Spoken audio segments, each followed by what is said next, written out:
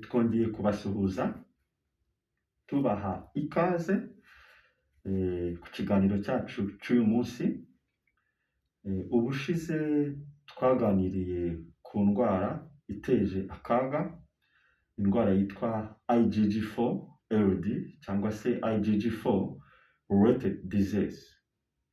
Iyo ndwara rero ikaba ahanini ari indwara ifata icyo nakwita inyama 10 z'umubiri, ariko igafata mu buryo itihuta, mu buryo ifata igenda gahoro, ariko iyo imaze kuzenguruka mu mubiri iba muzo twita hyperprogressive diseases. Ni ukuvuga ngo iriruka cyane ikaba yakwica umuntu mu gihe cyihuse. Bivuga iki rero? Bivuga ngo abantu biteje inkingo cyane cyane izikorwa n'uruganda rwa Pfizer na Moderna bagomba guhora basuzumisha icyo nakwita serum ya IgG4-LD. Uko kwisuzumisha rero bibafasha iki? Bibafasha kumenya uko iyo IgG4 igenda izamuka mu mubiri wabo. Ikindi bibafasha ni uko umuganga aramutse abasuzumye asobanukiwe n'uburyo iyo IgG4 igenda yangiza inyama z'umubiri, ashobora no kubatuma ibindi bizami, cyane cyane ikizami cy'inyama impyiko zombi, ikizami cy'ibihaha, ikizami cy'umwijima, ikizami cy'igifu, ikizami cya pancreas. IgG4 rero ni indwara mu cyongereza bita asymptomatic. Ni ukuvuga ngo nta bimenyetso igira. Mu busanzwe umuntu ashobora kuba afite utubazo dusanzwe akajya kwisuzumisha bakamubwira ko nta kibazo afite kandi afite IgG4-LD. Nubwo nta bimenyetso bigaragara igira ku buryo bavuga ngo iyi ni IgG4-LD, ariko ifite utundi tuntu twakwitwa clinical signs, atari symptoms, clinical signs, cyangwa se icyatuma muri systeme y'ubuganga bavuga bati ariko se uyu muntu yaba afite IgG4. Muri izo rero harimo amaso kuba yaba umutuku, amaso kuba umutuku, kunanirwa, amaso kuba yamera nkaho nta marira agira.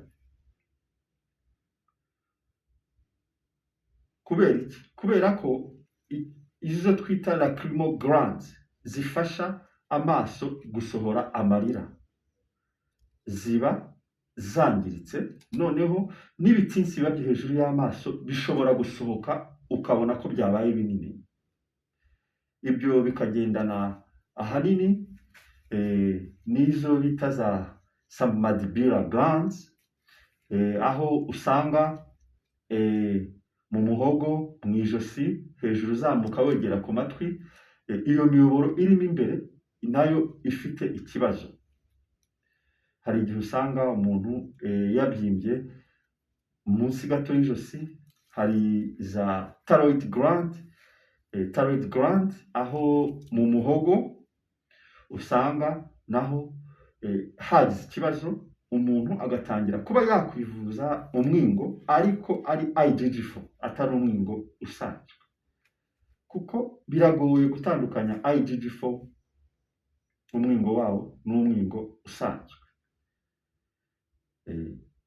Ahandi rero nuko umuntu yumva ananiwe, afite inzogera nyinshi mu matwi kubera impyiko iba itagikora neza, inyama y'umwijima, inyama y'umutima, inyama y'urwagashya. Izo ni inyama zangizwa na IgG4 ku gipimo cyo hejuru. Bisaba iki rero? Bisaba ko abantu bagerageza bakajya kwisuzumisha iyo serum IgG4, noneho bamara kubona ko hari ikibazo bagakurikiza icyo nakwita inyongeramirire dukunda kwigisha abantu kuri uru rubuga. Uyu munsi nazanye inanasi turaza kuyivugaho, ariko noneho mbere yo kuyivugaho navuga nti reka mvuge uburyo IgG4 yangiza impyiko. Mwabonye hariya biriya bishushanyo bitatu ni impyiko. Impyiko rero ikaba navuga ngo iteje akaga ku isi, kuko n'abitwa ko bari kuzajya bavuga ngo baratanga impyiko, nubwo atari byiza na gato ko umuntu yakwivanamo impyiko akajya kuyiha umuntu, n'ubundi uwo muntu uzapfa. Ni ukuvuga ngo aba ahemutse kabiri. Iyo umuntu atanze inyama y'umubiri we aba ahemutse kabiri. Mu buhe buryo? We ubwe asigara ari ikirema, bikaba byamuviramo gupfa imburagihe. Noneho nta n'icyo nakwita garanti cyangwa se kwemeza ko uwo muntu ahaye inyama y'umubiri izamufasha akabaho. Hari abo baziha n'ubundi bakazimarana imyaka 2 bagapfa, cyangwa se bakazimarana amezi bakavuga ngo impyiko bahaye ubwazo ntizikora. Bivuga ngo inyama z'umuntu zigomba kuvurwa. Ntabwo ikiremwa muntu kigomba kumva propaganda y'isi yo kumva ngo umukene avanyemo inyama ye ayihaye umukire, kuko akenshi babikoreshwa n'amafaranga.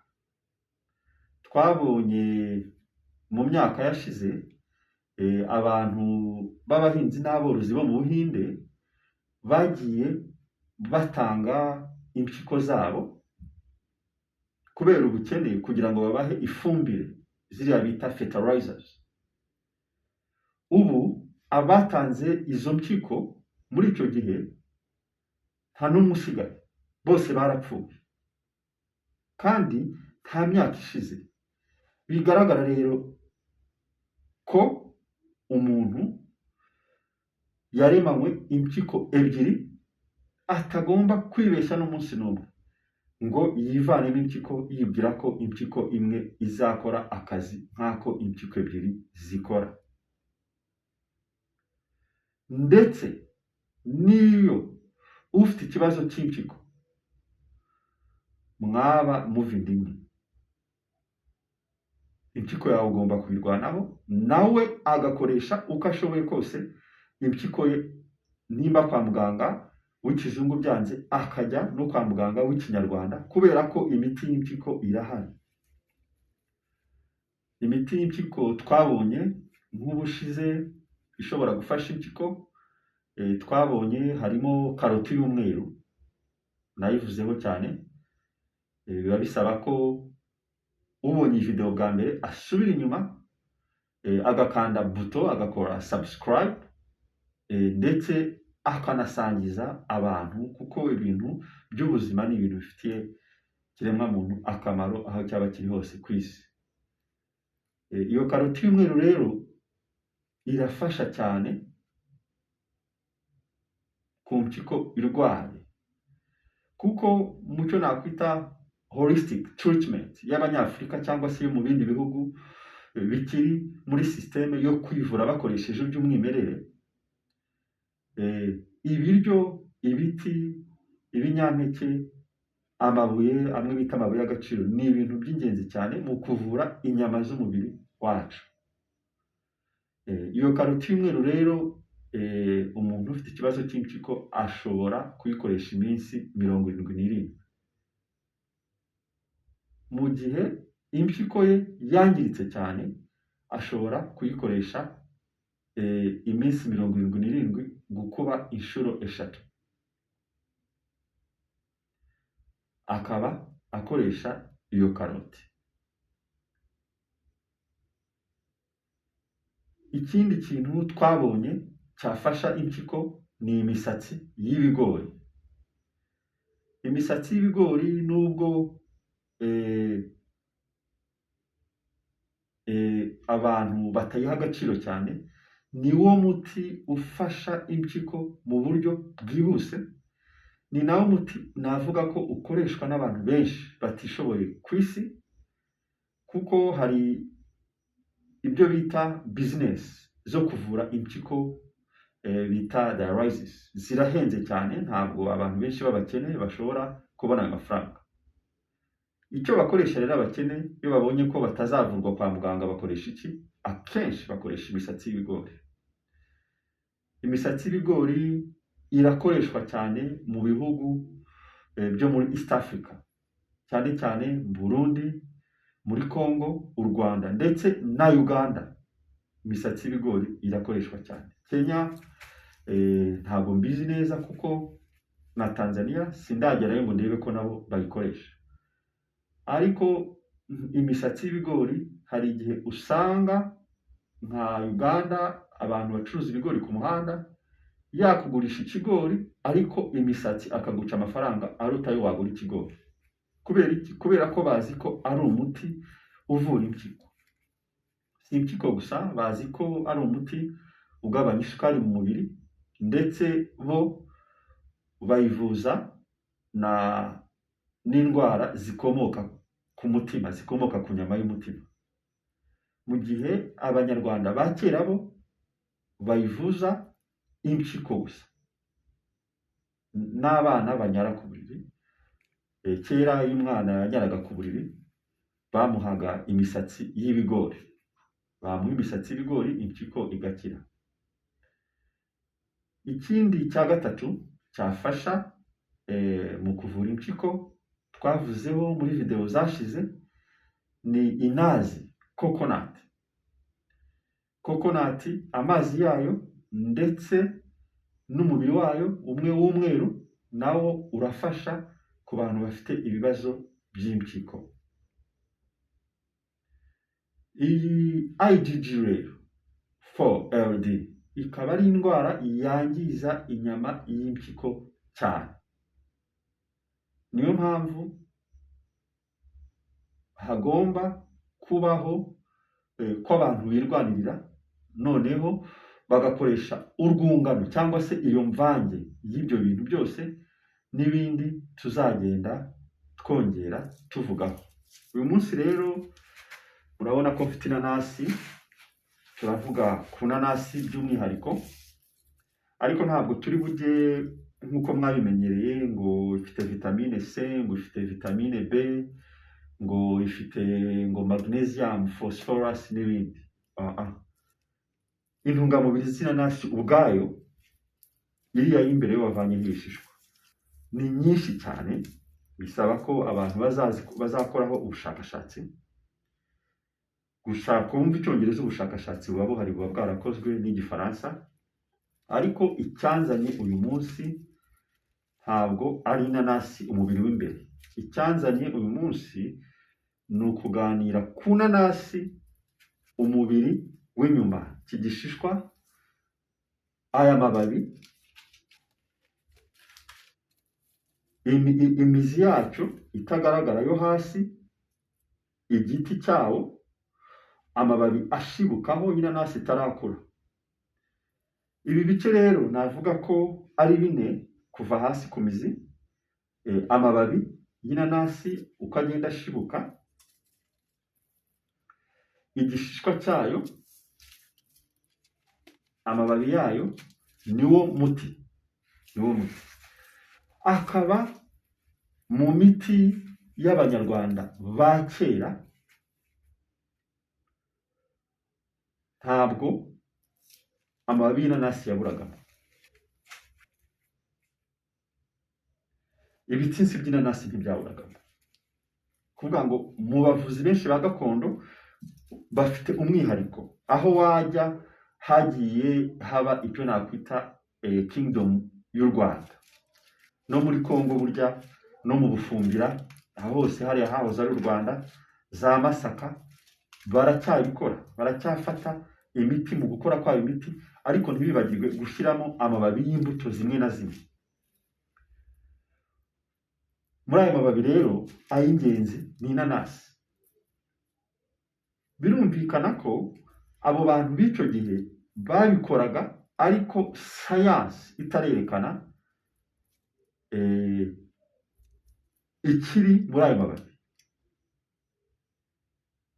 ariko bari babizi. Wakwibaza uti babimenyaga gute? Ibyo nakwitwa ko ni iyobera rikomeye, kumwe kera bajyaga bavuga iyobera rikomeye, ariko bari babizi, bari bazi ko amababi y'inanasi avangwa n'imiti kandi agafasha. Amababi y'inanasi rero afite iyo bita enzyme bita bromelain.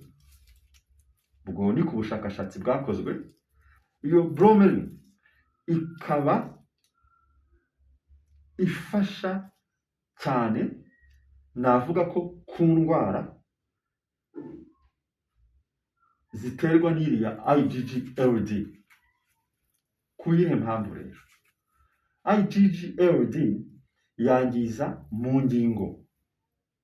Ubu hasigaye hariho kanseri z'abantu bato bafashe iriya miti idafite ubuziranenge, ugasanga barwaye kanseri z'amagufa. Umuntu w'imyaka 20, 25, 30 yarwaye kanseri y'amagufa. Umuntu w'imyaka 15 yarwaye hagati mu ngingo. Indwara mu zimwe bita gute cyangwa se rheumatoid arthritis cyangwa se osteoarthritis cyangwa se izo bita osteoporosis, ni nyinshi zigenda zifata amagufa, zifata imitsi. Hari ababa bafite ikibazo navuga ko ari mu itembera ry'amaraso, ariko iyo tuvuze by'umwihariko indwara zifata mu ngingo twumva iki cyane? Twumva aho cyo nakwita umusokoro ukorerwa.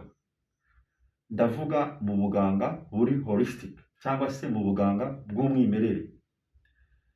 Ni ukuvuga ngo impyiko niyo ikora umusokoro uzajya gufasha ahari urugingo hose, ahari amagufa hose. Uko umusokoro ugabanukamo niko impyiko ikomeza ikora wa musokoro uri busubiremo. Mu buganga buri orthodox cyangwa se bwa kizungu babyita synovial fluid. Ni ukuvuga ngo ni umusokoro ariko ujya hariya mu ngingo. Ntiwavura rero izo ndwara za arthritis, ikaba ari osteo cyangwa rheumatoid, indwara zo mu ngingo n'izindi, utavuye gitera rero ni mu mpyiko. Niyo mpamvu usanga hari ibimenyetso umuntu ufite ikibazo cy'iyo mpyiko atangirana: kugira intege nke mu maguru, kugira inzogera mu matwi, kunanirwa, ku bashakanye ugasanga kubaka urugo birabananiye, noneho umusatsi ukavaho imburagihe, ugasanga abantu bazanye uruhare imburagihe, ku badamu imisatsi ikagenda icikagurika. Ibyo byose ni ibintu bigaragaza impyiko ifite intege nkeya. Hakiyongeraho n'uruhago ku bagabo, hakiyongeraho indwara za prostate, ariko impyiko akaba ariyo yatangiye ifite ingufu nke. Ibyo rero iyi bromelain iragenda iri muri ano mababi ikoza ya mpyiko. Iyo imaze koza ya mpyiko, ni ukuvuga ngo impyiko itangira gukora umusokoro w'umwimerere. Iyo itangiye gukora umusokoro w'umwimerere, ni ukuvuga ngo iyi myanda ibifunga, murabona ko nko kuri biriya bimenyetso murebye iriya iyo nakwita buriya burwayi ubona bw'impyiko, urabona ko impyiko yapfuye yangiritse, ariko ni umwanda. Ni umwanda navuga ko uba waratangiye kuza, ariko umwanda ushobora kuba ari uwo muri izo nkingo, umwanda ushobora kuba ari uva mu byo umuntu arya, umwanda ushobora kuba ari inzoga nyinshi, itabi ryinshi, n'ibindi bintu abantu bakoresha bigenda byangiza umubiri. Ariko noneho by'umwihariko kubera ko indwara z'impyiko ziyongereye nyuma yo guterwa uturemangingo mvamigabane, bigaragaza ko n'uwari ufite ubwo burwayi atabuzi bwiyongereye. Ikindi, n'utabufite atazanabugira atiteye ku turemangingo yarwaye iyo mpyiko, kuko impyiko ni imwe mu bimenyetso bya IgG4. Iyi rero inanasi kuyirya ni byiza, cyane cyane ko inanasi ubusanzwe ifasha mu myanya y'ubuhumekero, abafite sinezite, abafite asima, abafite ibibazo by'umuvuduko, abafite ibibazo bigendanye no gutembera kw'amaraso, inanasi ubusanzwe irafasha. Ariko noneho nk'umuti ibi bishishwa ntabwo bajya babijugunya ibi by'inyuma, ndetse n'ibi byo hejuru bajya babivanamo juice, kuko ibi bishishwa by'inyuma, ibi ngibi bifite bromelain nyinshi kurusha kiriya gice cy'imbere. Ni ukuvuga ngo icyavura umuntu vuba ni ibishishwa, ni ibi ngibi.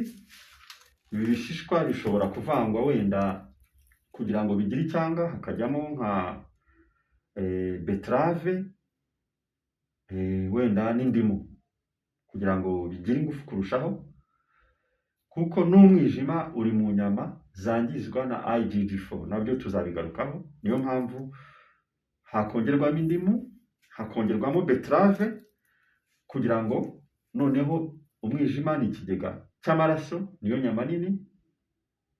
Ni ukuvuga ngo niyo nyama nini y'umubiri wacu. Beterave rero yafasha kugira ngo n'iryo tembera ry'amaraso rigire uburyo risubira kuri gahunda yayo. Iyi bromelain rero uretse gufasha impyiko yonyine, twabonye ko ifasha kongera umusokoro mu ngingo, twabonye indwara z'ubuhumekero, tubonye itembera ry'amaraso, noneho hari n'indwara zitwika umubiri. Hari indwara zazanye n'iyi spike protein. Noneho igitangaje ni uko mu bihe byashize byagaragaye ko hagiyemo n'utundi tuntu, icyo twavuzeho icyo bita SV40, semivirus 40. Ibyo nabyo abantu bagomba kujya bagerageza gushaka kumenya icyo ari cyo. Nzabisubiramo ubutaha, na LC32 nzabisubiramo mbisobanure ku bazajya bakurikira video zacu. Ariko SV40 ubwazo zivanze n'utwo turemangingo mvamigabane, tukivanga na spike protein, ubwayo bukora uburozi bushobora kwangiza inyama 10 z'umubiri. Akaba ari kuri iyo mpamvu rero bromelain ikenewe, kuko uburyo zangiza, uburyo IgG4 yangiza nibyo twita fibroinflammatory. Ni ukuvuga ngo itera ibibyimba bisa na kanseri. Mu by'ukuri birazanagorana kugira ngo abaganga bajye bamenya ngo se iyi ni IgG4 cyangwa ni kanseri, kuko birasa. Hari aho bazajya bahita batangiza za chemotherapy atari na kanseri bafite, ahubwo IgG4. Niyo mpamvu bisaba abaganga kwiga kuri iyi ndwara, bakayikoraho ubushakashatsi kugira ngo babashe gutanga icyo nakwita ubuvuzi bwuzuye, naho ubundi abantu bazajya bisanga bose babatangije therapy za cancer, chemotherapy, ntibakire ahubwo banapfe vuba, kuko IgG4 ni irirukanka, ni hyperprogressive, bivuga ngo ni indwara ishobora kwihuta ikica umuntu mu buryo atateganyije, mu buryo butunguranye kandi mu buryo bwihuse. Ikindi bromelain ifasha rero, ifasha gukira kw'ibisebe. Umuntu ufite igisebe ashobora kuyifata akayikubita agashyira kuri cya gisebe. Umuntu wabyimbye ahantu habyimbye kubera ibibazo bitandukanye ashobora gufata akayisekura agashyiraho bande akayishyiraho, irafasha cyane mu gukira kw'ibisebe. Noneho ikaba ifite umwihariko mu gufasha cyane cyane ku ndwara zifata ubwonko.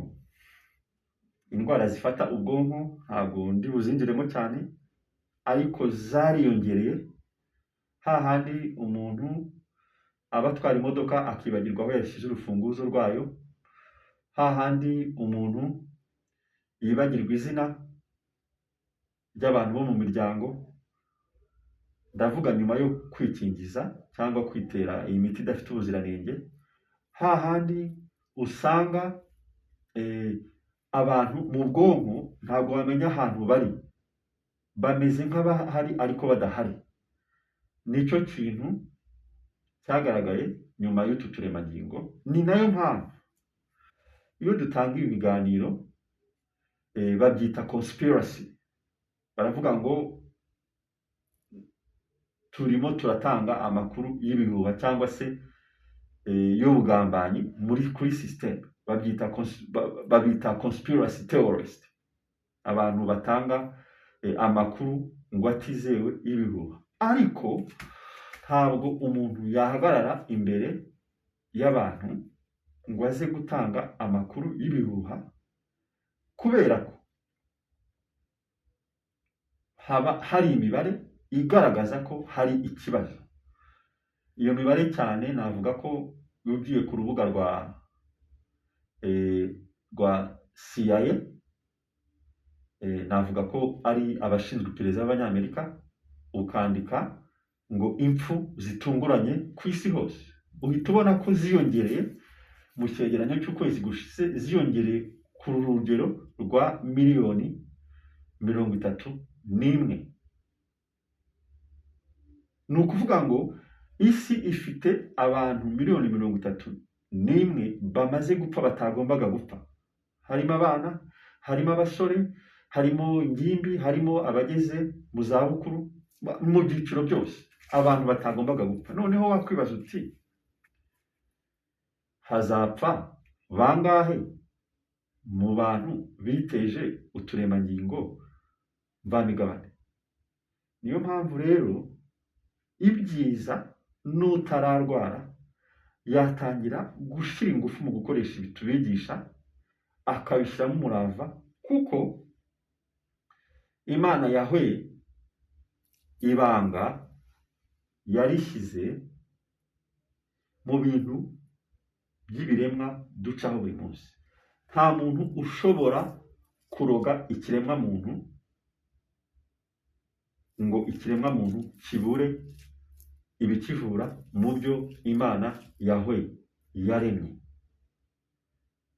Niyo mpamvu mu Cyongereza baravuga ngo he has created medicine out of the earth, and who that is wise should know about them. Mu Kinyarwanda ngo yaremye imiti mu butaka, ngo umunyabwenge ntabwo agomba gusuzugura iyo miti. Nanasi rero muyikoreshe. Murakoze, mwari kumwe na Master Kata, naho utaha mu kiganiro cyacu. Murakoze cyane.